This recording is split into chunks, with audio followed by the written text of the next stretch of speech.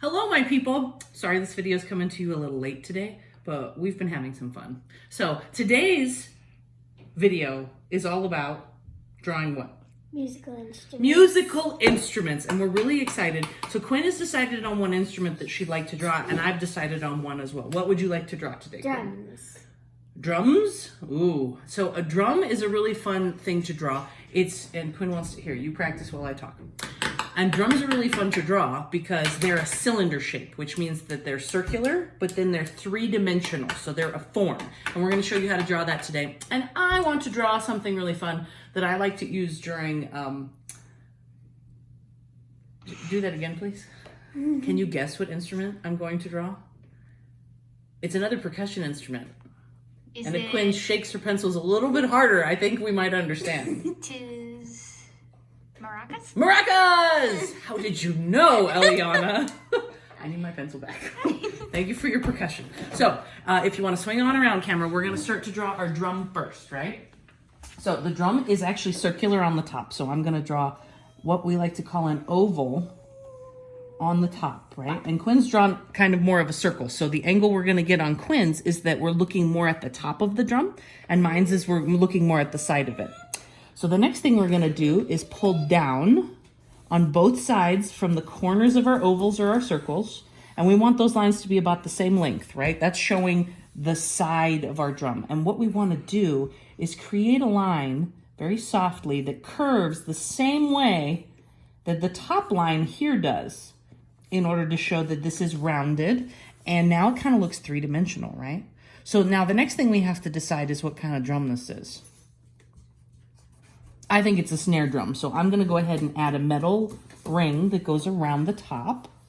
And this metal ring doesn't just stop here. It also comes on the inside and goes all the way around to show the metal rim around the top. And then there's these really cool things that are like tighteners all the way around. I'm going to make some little ovals or little circles all the way around the drum. My friends who actually play snare and drum kits, please forgive me. I'm just doing my best with what I got and my knowledge. Now, in the front here, we're going to kind of pull these down and attach them. Again, two lines to pull down and then kind of attach them as if they're attached to the wood of this percussion instrument. Now, the fun part about drawing a drum is then you get to also pretend like you're playing on it. The other thing I'm going to encourage you to do is just add a little bit of shading on one corner to make it look like there's a shadow that's being cast on one side of the drum. And we can even come down here and make some curved lines to show that it's got the same effect or the same shadow happening around the edge. Now, the bottom also has a bit of metal around it. And I'm pretty sure that there might be some designs that come down and go around. But the basic thing we've got to get across here is that it is a cylinder, right? And a cylinder is the same thing as a soup can or a cup, right? It's a three-dimensional object that is round that we can hold onto from here. Quinn, would you like to play your drum? What are you doing? Oh, you're drawing your drumsticks to go with it. I don't want to draw drumsticks, though. I want to borrow your drumstick. Can I borrow your drumstick? Oh, she's getting fancy with the spices here. I'd like to play my drum, please. Sweet! We have drawn a drum. Now, the next thing I wanted to do was maracas. And Quinn, you've already got the concept of what I wanted to do up top here for the maracas. The first thing we're going to do is draw kind of an egg shape. Egg. But I'm not going to close the egg. So we're going to leave the bottom of the egg open, okay? And then I'm going to do the same thing up here. It's going to kind of look like Mickey Mouse ears for a second. Okay. It kind of looks like eyeballs and then... Ooh, it could be eyeballs, but I've left the bottom open because what I'm going to do is I'm going to pull these down and turn them into sticks on the bottom, right? Kind of looking like a spoon at the moment, actually. And then I'm going to do the same thing back here, but we're going to do something called overlapping, which is where I bring it to the line of the maraca that's in front, and then I go behind it to extend it and finish it, right? And then maracas, I feel like my maracas are a little small on top. I'm gonna pull them up a little higher. I want them to be big and full of all that shaky stuff. Do you know what that shaky stuff is on the inside? Rice and beans. Rice and beans. Mmm. Somebody's ready for lunch. And then we're going to add I some... said or. Then we can add some decorations. I'm going to add a couple of curved lines to mine just to show that these are curved, right? And then you can add polka dots or zigzags. You can draw flowers on your maracas, whatever you want to add. And they don't have to match, but usually when you get maracas, you get them in a set and they might match. And then we can even add some skulls. We're getting dangerous over here. Add some curved lines. And so when you shake maracas, they make a really cool sound, right? We don't hit with maracas. We just shake them to the rhythm, right? So I'm going to go ahead and close our notebook. And we've got a special surprise for you, Quinn. Here's your cup. Here's my cup.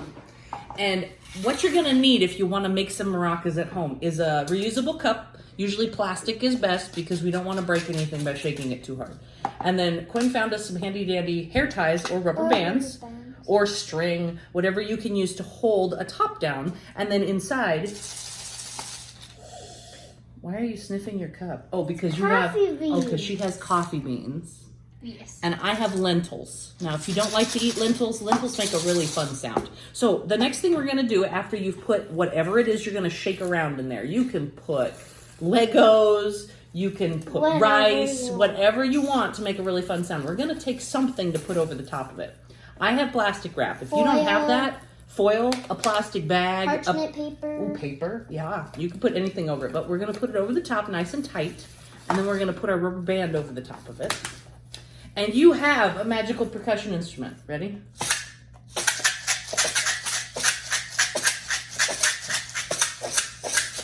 Now, I'm going to be careful because if I shake really hard, that might fall out and fall over, and then we're playing 1001 pickup on the floor or doing a chore. You know, it'd be really nice after you played with your maraca or broke it that you vacuum for your parents, okay?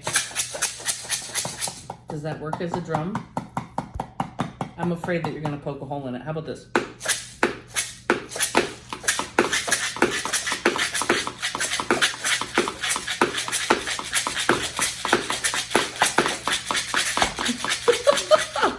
So if you love music the way that we do, you can have some fun today making your own musical instruments. You can also have some fun today drawing, or you know what I really love to do too is listening for specific instruments inside of music that you really, really like. And I bet it's especially fun for pop music right now, all the current music that you guys like, or even like hip hop and rap music, to listen for the percussion instruments that you hear. Remember that a percussion instrument is something that you shake or hit to make a sound. So cymbals, drums, maracas, all kinds of fun stuff. Thank you guys for joining us today. Stay tuned for some origami later with me and Curly Fries. And thank you from the bottom of our heart.